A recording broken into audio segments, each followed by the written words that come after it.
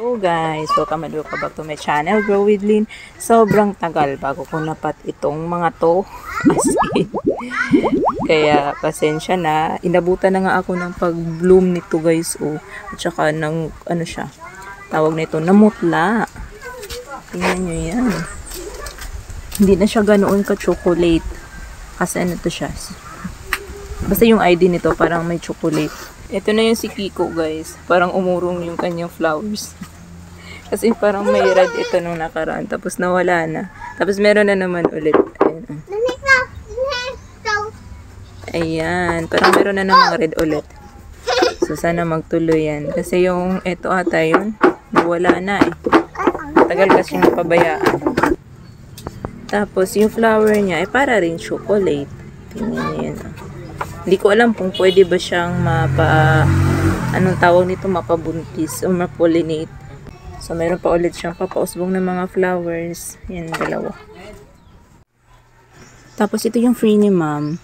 Nakalimutan ko palang bigyan yung kapatid ko nito, guys. Sana tinirahan ko siya ng isang baby man lang. Tapos, si Peanut, guys, naglegi na.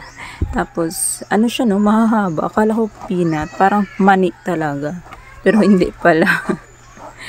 Binihead na pala to ni seller. Tapos, may mga pups na to siya. Wala ito sila. Hala, lumitaw yung roots niya. Wala halos ito silang roots, guys. Kasi, pinagtatanggal ko na dahil nag-dry out sa sobrang tagal kong naitanim. Ito naman yung monkey's tail.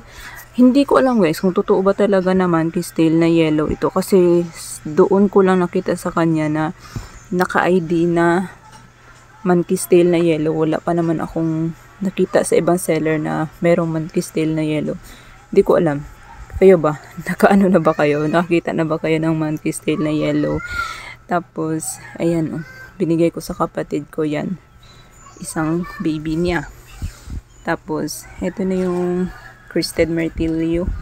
And okay naman siya so far. Nagkaroon na to ng kunting growth. Ayan, kahit na hindi nakatanim. Diba? Kawawa sila. Pero nagsusurvive sila kahit hindi nakatanim. Tapos, ito, si Kiko. Na-uproot na naman siguro to. Ba't parang tumabingi? Oo, na-uproot na naman. Hindi kasi ito yung lugar nila guys. Dito lang ako nagtanim. Kaya nandito sila. So, kailangan ko na silang ilipat kasi kapag anak ko, yung nagagawi dito, ina-uproot. Ako na-stress ako hindi ko na mabilang kung ilang beses na niya na-uproot. Tapos, ayan natatapon na yung mga soil. Tapos, si Paper Spine, ayan siya. Pati din ito. Laging na-uproot. So, okay pa naman siya.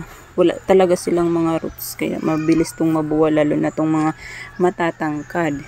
Tapos ito na yung variegated damsi-eye. 'Di ba mayroon tong parang millibugs, mga white.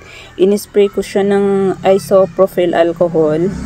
Tapos meron na naman ulit akong nakikita. Mga after 3 days nakikita ko na naman ulit yung mga puti-puti. Gaya niyan. Full var ito, pero baka mag-green lang, magkakaroon yan ng green. Gaya nito, yan. Diba? Millibugs yan. Inisprayan ko na siya, tapos nagpakita ulit. Isprayan ko na naman siguro ulit. Tapos, sana mabuhay ito, kung mag-full var man siya. Kasi, mahirap buhayin yung full var, diba? Tapos, yan. Ito, dito ako natuwa. Hindi ko to binili. Binigay ng kapatid ko sa akin. So, i-consider ko siya na birthday gift niya sa akin. Variegated na, hindi ko alam yung ID niya. Kasi wala din namang ID. Kasi bigay nga lang. Ayan, may yellow variegation yan, guys. Kita nyo ba? Ayan, ganyan yung var niya. Madumi nga lang siya kasi nga, naku, hindi ko na nga mabilang kung ilang beses ito tumaob. Ayan, so sana mapalaki ko. Baby ito ng cactus niya na ganito. Baby lang ito siya. Tapos binigay niya, yung pinakamalaki pa naman na baby yung binigay niya sa akin guys. Super happy kasi gustong gusto ko yung may yellow. Kasi diba yung astro, gusto ko din yung yellow. Tsaka basta ibang kulay. Iba sa green at iba sa green. Yun lang. Ayan, nakakatuwa. At least magkakaroon ng color yung aking area. Tapos, ito si Dinodatum na 5 ribs. Maganda yung 4 ribs lang, ano. Pero, ayoko munang gumastos ulit. Ayan. Tsaka, nahihirapan akong kumuha sa LBC. Walang pasukan kasi, wala akong matusan. Ayan siya, si Dinodatum. Tapos, ito na yun, si Senecio. Ayan. Pumangkad. Iniputan ng manok, oh. Tingnan nyo yan. Pasensya na kung marumi. So, lalagyan ko sila ngayon ng... Ito na ba lahat? Ay, meron pa pala doon. Ayan. Yung isang stinky. Kuluntoy na. Pero at least nakatanim na siya. Diligan na lang siguro yan mamaya. Diyan ko na nilagay kasi bakante yung dyan. Tapos, di ba pahang yan? Naghahang siya. Kaya, dyan na siya. Muna. Grabe ang tagal kong matapos nito maayusin, guys. So, naglagay na ako ng topping sa iba dyan. Eto, huwag kayong magtaka kung bakit nawala na yung flowers. Kasi ilang days na bago ko nabalikan to. May dinamdam kasi yung baby ko, guys. Kaya, as usual, pagpaliban muna natin yung mga plants natin. Unahin natin si baby. Ayan. Lagyan ko na to na toppings at nang mailipat ko na talaga doon sa lagayan ko sa kanila. Mayroon pa akong mga maliliit doon na lava rock, yung black. Gusto ko sana yun ang ilagay, kaso lumulutang talaga, guys. At saka kapag natatapon, nahihirapan akong pulutin sila. Tapos nangihinayang ako na nasa, na lang sila, nasa lupa na lang nakakalat. So, ito kasi malalaki na kamis, mas madali siyang pulutin. At saka kapag nagdidilig, hindi talaga siya lumulutang. Sa bigat ba naman ito? Tapusin ko lang to, tapos lipat ko na ito sila sa area nila. Ayan na, guys. Okay na. Okay na ako sa ayos na to. Maayos na silang tingnan, maaliwalas. At sure ako na okay sila dito kasi naglalagay ako ng mga cactus dito dati. At okay naman yun sila. Ito yun, oh. Dito na to dati, nasira na yung pot niya, guys. Pati din ito. Ayan, kumapal na siya. Yung mga ganitong cactus pala, kailangan nilang ilagay sa yung pwede silang mag-spread. Kasi parang nag-aano sila eh. Gumagapang. Napupuno nila yung pot. Yung pot na malapad. Malapad yung space. Tapos, ayan na yun si Myrtilio. Maayos na sila na nalagyan ko na ng mga toppings. Ayan sila lahat halos. Ayan. Diba? So, alam ko naman na kaya nilang mabuhay dito. Pero ito, si Kiko, baka ayaw niya nang masyadong mainit, So, i-observe ko na lang siya. Kasi baka hindi niya kaya yung mainit masyado. Mainit kasi dito talaga, guys. Lalo na kapag noon time. Sobrang init. Ayan sila dyan. Nilagay ko na yung mga iba.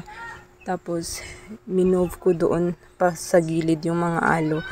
Kailangan pa nitong itali para wag dumikit sa mga dahon.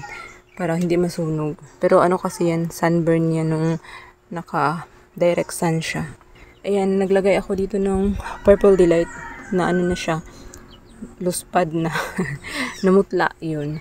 Tapos, eto si Luzania ay, guys. Mga 5 times na natumba na yan. Tapos inampakan pa ng manok. Kaya ganyan na yung naging itsura niya. Maganda yun dati. As in. Pero ngayon wala na, guys. Pumangit na pero at least mukhang mabubuhay pa rin siya. At meron siyang mga bagong offsets. At saka lumalaki na yung mga babies niya dyan sa baba. Tapos nilipat ko dyan yung si variegated metallica ko. Kasi nga, si metallica ko, guys, pumangit. Yung siya naglagas tapos yung soil niya may snail. Kulang talaga siya sa araw tapos baka nag-i-stack ng maraming tubig yung soil. Pero okay naman siya nung nakaraan, guys. Matagal na siya sa soil mix na yan pero okay naman siya. Siguro dahil hindi talaga siya naaarawan. Yun lang. So, nandyan na sila. Tapos yung aking Mendoza, ayan, dyan ko nilagay. Mga naka-5 harvest na ako dyan. Kaya ngayon, medyo hinayaan ko siya, kumuna siyang kumapal. Kasi nga, hina-harvest ko siya lagi dahil laging nabubulok yung pinaka-center ng mga ito.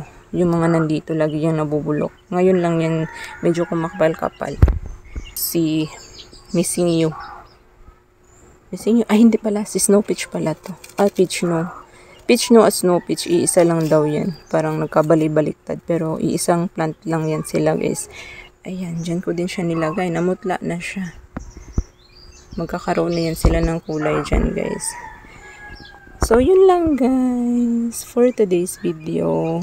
So, nandyan yung mga ibang aloe. At saka ibang haworthia. Pero yung iba, nandun sa kabila. Kasi, magsiksikan na sila dito.